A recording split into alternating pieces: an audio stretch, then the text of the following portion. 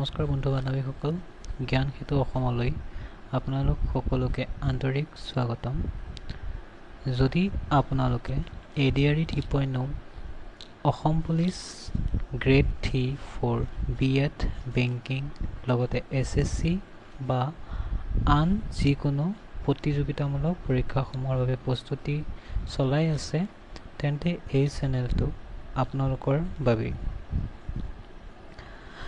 এই চেনেলটোত এইটো মোৰ যিহেতু ফাৰ্ষ্ট ভিডিঅ', ইয়াতে আমি মেথছ, ছায়েন্স, GK, GS লগতে ইংলিছ আৰু জেনেৰেল ৰিজনিং সকলো ধৰণৰ টপিক আলোচনা কৰিবলৈ চেষ্টা কৰিম। তো আজি এই চেনেলটোত আমি মেথছৰ যিটো বেছিক আমাৰ টপিক যে নাম্বাৰ ছিষ্টেম, সেইটো আমি আৰম্ভ কৰিম। এই অধ্যায়টো আমাৰ যিবিলাক HCF, LCM লগতে simplification, percentage, ratio', profit and loss আদি সকলো ধৰণৰ বস্তু বুজিবলৈ আমি নাম্বাৰ ছিষ্টেমটো জানি ল'ব লাগিব। গতিকে ভিডিঅ'টো শেষলৈকে চাই থাকিব। এই ভিডিঅ'টোত যদি আপোনালোকে উপকৃত হৈছে যেন পায়, তেনেহ'লে লাইক আৰু শ্বেয়াৰ কৰিব। লগতে যদি ইউটিউবত চাই আছে তেনেহ'লে চেনেলটো ছাবস্ক্ৰাইব কৰি দিব, আৰু যদি ফেচবুকত চাই আছে তেনেহ'লে প্লিজ ফ'ল' কৰি দিব। তেন্তে আহক আমি আৰম্ভ কৰোঁ। তো নাম্বাৰ ছিষ্টেম, সংখ্যা পদ্ধতি। সংখ্যা বুলিলে আমি কি বুজোঁ? আমি দৈনন্দিন জীৱনত বস্তু গণনা কৰিবলৈ যি চিহ্ন বা মান ব্যৱহাৰ কৰোঁ, সেইবোৰেই আমি সংখ্যা বুলি কওঁ। ধৰি লওক এটা কলম, 5খন বহী, 10 টকা, 100 টকা, সেইবোৰ হৈছে কি এটা সংখ্যা। এই সংখ্যাবিলাক আমাৰ এই যে 10টা অংক লিখিছোঁ, এই 10টা অংক দি আমি সকলো ধৰণৰ সংখ্যা লিখিব পাৰোঁ। এই 10টা সংখ্যা হৈছে কি 0, 1, 2, 3, 4, 5, 6, 7, 8, 9।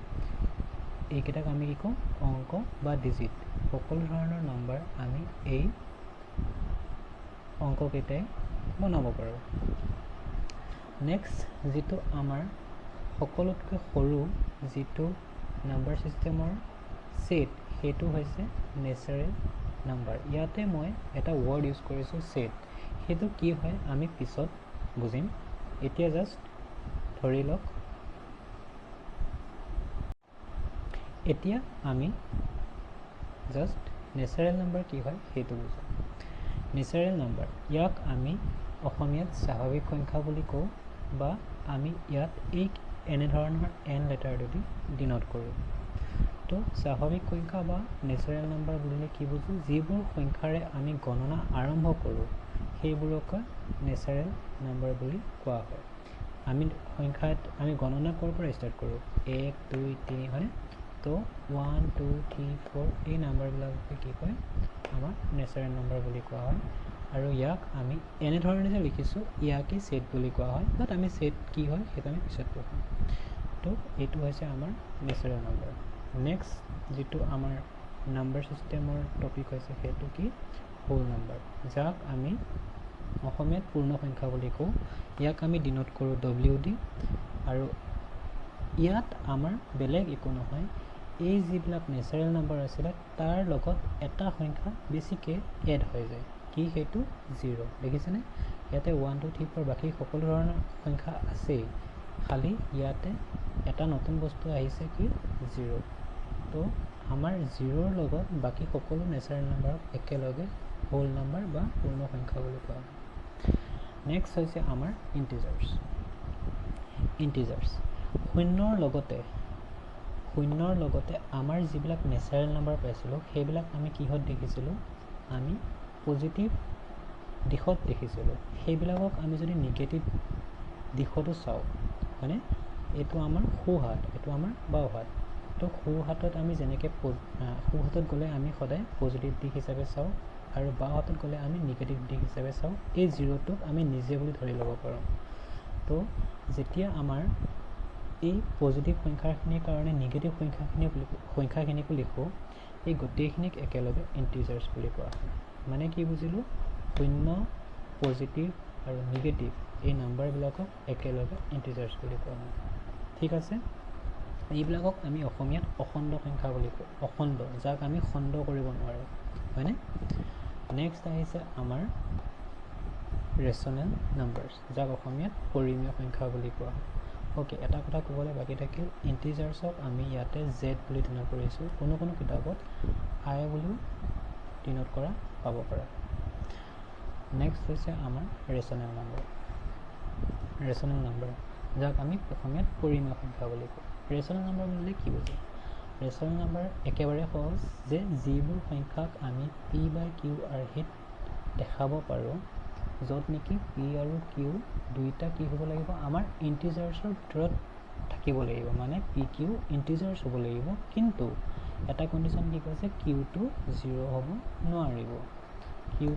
হ'ব নোৱাৰিব লগতে পি কিউটো ইণ্টিজাৰ্ছত থাকিব লাগিব তেনেধৰণৰ সংখ্যাবিলাকক আমি কি কওঁ যদি পি বাই কিউ আৰ্হিত দেখাব পাৰোঁ ৰেচনেল নাম্বাৰ বুলি কওঁ এই ৰেচনেল নাম্বাৰক আমি কিউ বুলি ডিনোট কৰোঁ ঠিক আছে তো আমাৰ ইয়াতে চাব পাৰোঁ আমি যিবিলাক ইণ্টিজাৰ্ছ পাইছিলোঁ সেইবিলাকো আমাৰ ৰেচনেল নাম্বাৰে হয় কাৰণ কিয় ইয়াতে চোৱাচোন 3টো মই কিউৰ ভিতৰত লিখিছোঁ হয়নে তো 3 সংখ্যাটোক আমি জানো কি আমি 3টোক আমি 3/1 হিচাপে লিখিব পাৰোঁ কিন্তু আমি 3/1 নিলিখি 3 লিখোঁ কিন্তু যদি 3/1ও লিখোঁ তেতিয়াও আমাৰ 3 আৰু 1 চোৱাচোন পি আৰু কিউ দুইটা কিহত আছিলে আমাৰ ইণ্টিজাৰ্ছত আছিলে তো 3ও ইণ্টিজাৰ্ছত আছে 1ও ইণ্টিজাৰ্ছত আছে 3/1টো ইণ্টিজাৰ্ছত আছে লগতে 1টো আমাৰ 0 নহয় তো আমাৰ এনেধৰণৰ সংখ্যাবিলাকো আমাৰ কি হ'ব ৰেচনেল নাম্বাৰ ছেটটোতে থাকিব ঠিক আছে নেক্সট হৈছে আমাৰ ইৰেচনেল নাম্বাৰ সেইবোৰ যিবোৰ ৰেচনেল নাম্বাৰ নহয় বা আমি এনেকৈ ক'ব পাৰোঁ যিবিলাকক আমি পি বাই কিউ আৰ্হিত দেখাব নোৱাৰোঁ সেইবিলাককে আমাৰ ইৰেচনেল নাম্বাৰ বুলি কোৱা হয় তো ইয়াক বিচৰাটো একেবাৰে সহজ আমি এই চিনডাল সকলোৱে জানো স্কুৱাৰ ৰুট বুলি কয় হয়নে স্কুৱাৰ ৰুটৰ যিটো ভিতৰৰ নাম্বাৰ সেইটো যদি আমাৰ কি হয় পাৰফেক্ট স্কুৱাৰ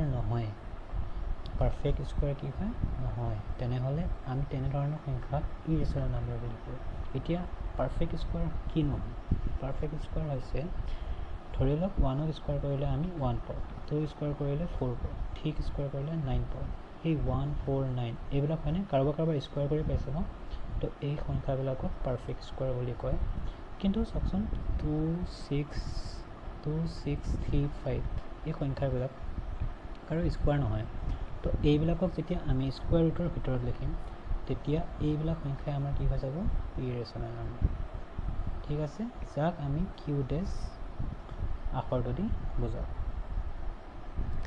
ঠিক একেদৰে আৰু কিছুমান ইৰেচনেল নাম্বাৰ হৈছে যে দশমিকৰ পিছত শেষ নহয় লগতে কোনো নিৰ্দিষ্ট টাৰ্মৰ পিছত সংখ্যাবিলাক ৰিপিট হৈ নাথাকে মানে কি ইয়াতে চাওকচোন আমাৰ 2.123 ৰিপিট হৈ আছে এইটো শেষ হোৱা নাই ঠিকে আছে কিন্তু 123 ৰিপিট হৈ আছে তো এনেধৰণৰ সংখ্যাক আমি ইৰেচনেল বুলি নকওঁ যদিহে আমাৰ কোনো ধৰণৰ সংখ্যাৰ পেটাৰ্ণটো চাওকচোন দুটা হওক বা তিনিটা হওক ৰিপিট হৈ থকা নাই তেনেবোৰ সংখ্যাক আমি ইৰেচনেল নাম্বাৰ বুলি কওঁ ঠিক আছে নেক্সট আহিলোঁ আমাৰ ৰিয়েল নাম্বাৰ ওকে আমাৰ যিটো ইৰেচনেল নাম্বাৰ আছিলে ইৰেচনেল নাম্বাৰক আমি অপৰিমেয় সংখ্যা বুলি কওঁ ৰিয়েল নাম্বাৰক আমি বাস্তৱ সংখ্যা বুলি কওঁ ৰিয়েল নাম্বাৰনো কি এই যিবিলাক ৰেচনেল আৰু ইৰেচনেল নাম্বাৰ গোটেইখিনিক একেলগে বাস্তৱ সংখ্যা বা ৰিয়েল নাম্বাৰ বুলি কওঁ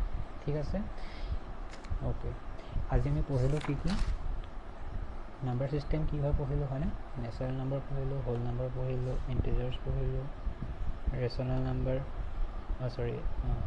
ইৰেচনেল নাম্বাৰ ৰিয়েল নাম্বাৰ পঢ়িলোঁ ঠিক আছে এই বস্তুখিনি আমি এটা সহজ ভেন ডায়াগ্ৰামত এবাৰতে বুজি চাওঁ চাওকচোন আমাৰ সকলোতকৈ যিটো ছেট আছিলে সৰু ছেট আছিলে সেইটো কি আছিলে নেচাৰেল নাম্বাৰ n তাতে আমাৰ কি আছিলে 1 2 3 তাৰ লগত যদি আমি এটা সংখ্যা এক্সট্ৰাকৈ এড কৰি দিওঁ কি 0 তো সেইটো যদি আমাৰ এক্সট্ৰাকৈ এড কৰোঁ কি হৈ যাব আমাৰ গোটেইখিনি হোল নাম্বাৰ কি বুজিলোঁ ইয়াৰ পৰা যে এই গোটেই নেচাৰেল নাম্বাৰখিনি আমাৰ এই হোল নাম্বাৰৰ ভিতৰতে আছে হয়নে কিন্তু এই হোল নাম্বাৰটো এই নেচাৰেল নাম্বাৰ ভিতৰত নাই তো আমি ইয়াতে সেট আৰু সাবসেটৰ যেটো কনসেপ্ট সেইটো বুজিব পাৰোঁ ইয়াৰ লগত আমাৰ যিবিলাক পজিটিভ নাম্বাৰ আছে সেইবিলাকৰ যেটা নেগেটিভ নাম্বাৰ লগতে 0 গোটেইখিনিক একেলগে আমি ইন্টিজাৰ্স বুলি কওঁ হয়নে এইখিনি নেগেটিভ নাম্বাৰছখিনি 0 আৰু আমাৰ পজিটিভ নাম্বাৰ গোটেইখিনি একেলগে ইন্টিজাৰ্স বুলি কওঁ কবাত মই আই বুলি ডিনোট কৰোঁ এটো কাৰণে আই বুলি লিখিছোঁ ঠিক আছে